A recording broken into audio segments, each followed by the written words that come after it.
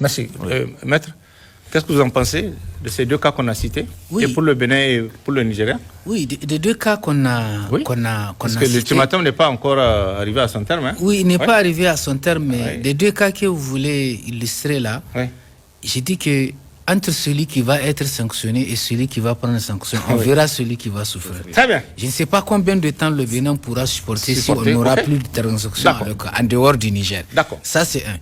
Quand ils vont voir la réalité, c'est-à-dire la réaction viendra du Bénin même. Parce que quand le Niger ne sera plus en activité au niveau du port de Cotonou, c'est d'abord les Béninois qui vont commencer à sentir les effets avant que ça vienne vers nous.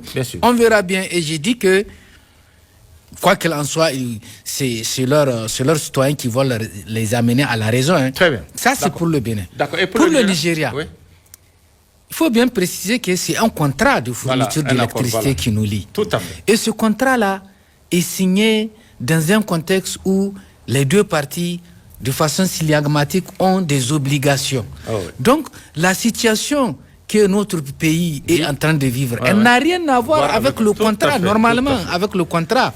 Et que si nous avons connu des situations où il y a une rupture d'électricité compte tenu de la force majeure quand des pylônes tombent.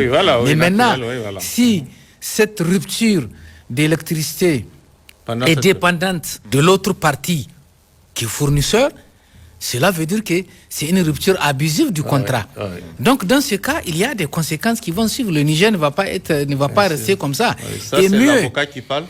Oui, j'ai dit que le contrat de fourniture d'électricité et la situation que nous vivons ne sont pas liés. Bien sûr, maître. Ils ne sont pas liés. Elles n'ont rien à voir. Elles n'ont rien à voir. Donc ça, c'est un autre contentieux qui va être ouvert entre le Niger et le Niger. Et mieux quand ils vont le faire, ça va nous mettre dans une situation où dorénavant, on va se prendre en charge. Parce qu'à partir de ce instant, maintenant, des solutions alternatives à la fourniture d'énergie vont véritablement se poser.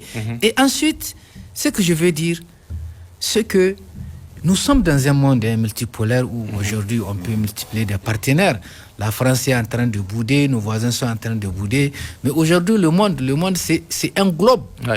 Bien que l'ancien Premier ministre Oumoud dit que nous avons une économie fragile, mais moi ça m'étonne. Je vais revenir là-dessus parce que ça a un lien avec les réactions des autres pays qui veulent prendre des sanctions. Un parti qui est resté 12 ans au pouvoir, qui n'a pas su constituer une économie indépendante. Et c'est aujourd'hui, quand ils ne sont plus au pouvoir, qu'ils vont nous laisser croire que le Niger a une économie fragile. Cela veut dire que tout ce qu'ils ont eu à nous chanter, il n'y avait pas 3 mois, si je me rappelle, Bana, il avait sorti des chiffres pour dire qu'on a une économie à des chiffres, 12, de croissance. Voilà. Donc, ce sont des batteries de menaces. Donc là, nous autres Nigériens, nous sommes à l'évidence d'un constat que tout ce qu'ils ont eu à nous dire sur la croissance, sur les recettes, sur l'économie, donc ça c'est du mensonge. Donc c'est pas vrai. C'est pas vrai, donc cela veut dire que ce n'est pas vrai. Voilà la note que le ministre des Finances a sortie. Il a dit non, que quand on prend les sanctions contre le Niger, voilà des fonds déjà disponibles, que si nous ne recevons pas ces fonds-là, le Niger va sombrer. Il a dit don, accord, financement pour les projets. 427 milliards. Il dit appui et emprunt, 342 milliards. Banque mondiale a débloqué 157 milliards. Union européenne, 81 milliards. Fonds monétaire international, 63 milliards. AFD, 10 milliards. Les autres partenaires, pour le fonds de l'éducation, il dit ça fait 18 milliards. Et c'est ce qui fait un cumul de 611 milliards, il dit, qui est disponible. Si les sanctions vont être en vigueur, ça va être gelé. Il poursuit en disant qu'il y a des fonds en discussion qui, dans l'avenir, vont tomber, notamment pour la Banque mondiale, 130 milliards, le Fonds monétaire international, 55 milliards, l'Union européenne, 35 milliards, l'AFD, 30 milliards. Et c'est ce fonds en perspective qui font 250 milliards. Quand on fait le cumul de ce qui est disponible et le cumul de ce qui a été discuté pour être disponible, c'est ça qui fait 822 milliards. Donc aujourd'hui, si nous n'avons pas 822 milliards au Niger, nous allons mourir. C'est leur raisonnement. Oui, bien comme sûr, ça. bien sûr. Ils disent que ça va être gelé. Alors, moi je pense que la situation est en train de nous faire découvrir des réalités. Et des réalités, si ils y étaient, quelle est l'économie qui doit entrer. Donc le Niger est en train de rouler sur des crédits. Donc, Bonsan Abdoulaye, les recettes que le pays est en train d'engranger, où sont passées ces recettes? Si on dit qu'aujourd'hui, nous ne pouvons pas exister sans aide budgétaire, aide extérieure, aide des partenaires. Donc, quelles sont les recettes qu'ils ont engrangées pendant toutes ces années-là? Tout à fait. Et on nous laisse croire que si les partenaires ne sont pas là, on ne va pas vivre. Non, quand même. D'accord. Merci, maître. On vient de comprendre. Oui, bien sûr, maître. Oui. C'est très clair. Monsieur Bana. Moi, je vais rapidement.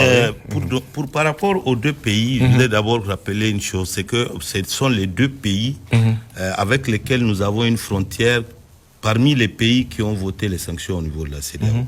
Et ces sanctions ont été déclarées immédiatement applicables. Donc, elles n'ont rien à voir avec l'ultimatum de la CEDEAO. Mais du point de vue pratique, le Nigeria et le Niger ont environ presque 2000 km de frontières que le Nigeria ne contrôle pas du tout. Dans la mesure où même l'insécurité transfrontalière, elle est gérée plus par les militaires nigériens que par les militaires du Nigeria. Bien sûr, bien sûr. Donc, j'aimerais bien voir comment Bola Tinubu va fermer la frontière avec le Nigeria. D'accord. Pour le Bénin, moi je viens du Bénin où j'ai vécu quelques mois, pour savoir que 60% à 65% des recettes du Bénin proviennent des activités portuaires. Et 80% des recettes portuaires globales du Bénin proviennent des recettes. D'accord. Et 80% des activités portuaires sont liées à l'activité économique du Niger. 4 jours de blocus font perdre au trésor béninois des dizaines de milliards de francs CFA. Le président Talon, que je connais pour son réalisme, ne va pas tarder à violer lui-même l'embargo voté contre le Niger. Très bien. Donc aujourd'hui, le Niger a d'autres voies de contournement grâce à notre frontière que nous avons avec le Burkina, avec le Mali, avec l'Algérie. Nous pouvons nous passer, mais lui ne peut pas se passer des activités du Niger. D'accord.